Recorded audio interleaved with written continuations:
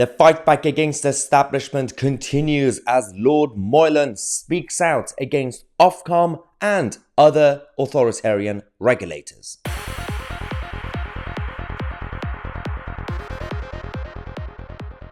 One of the problems in the West, or in the democratic West, is that you have a tier-based system on various issues. For example, when it comes to law and order, when it comes to the general structure of society, you have the rule of law, you have legislations that are passed legally by the House of Commons, for example, but then you have regulations.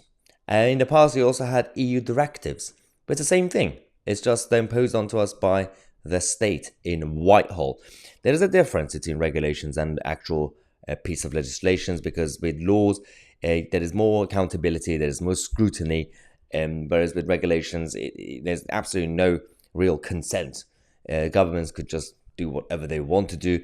When it comes to Ofcom, the regulator that's focused on media broadcasters, they're becoming a bit more ambitious, which is a bit dangerous for democracy and free speech. So, Lord Moylan, who is one of the sound conservative lords in the upper chamber. Now, one of the problems that we're currently facing is the problem with just the concept and the culture of bureaucracy and quangos and all the unelected bodies and everything else. The other issue is with the online safety bill and certain other legislations like this that will give more power to the state to do more regulations. Now, Ofcom want to have more powers to regulate us on the internet, on YouTube. For now, they can't, so we are more free when it comes to YouTube channels like this. But in reality, they want to get more power and they want to create more restrictions that could be even worse than what you see on television. But the problem is, can they actually regulate the internet? Let's go to Lord Moylan. We seem to be wedded to the notion that the way in which we should be running large parts of the life of the country is through regulators rather than law, and through these regulators, the independence of these regulators must be sacrosanct. In a different part of your Lordship's House, there's been discussion in the last few days of the Financial Services and Markets Bill in committee. And of course, there we have been discussing the systemic failures of regulators.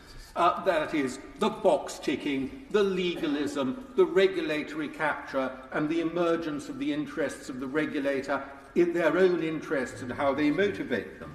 But nonetheless, we carry on giving more and more powers, and Ofcom is going to be one of the largest regulators and one of the most important in our lives. And it is going to be wholly unaccountable. And we're not going to be happy about that. Yes, and he made a good point when it comes to Ofcom or just general culture of bureaucracy and regulators is we claim that they are independent. We claim that they have no links to the government itself. But it's not true, is it? Anything from the Office of Budget Responsibility, OBR, to the Bank of England. I mean, I know it's a different structure, obviously, or the NHS, or any quango, or any institution, or let's just talk about the regulators themselves. Ofcom is one of them. How independent are they? How impartial are they? How much influence can the governmental budget have on them? And in reality, what is the agenda?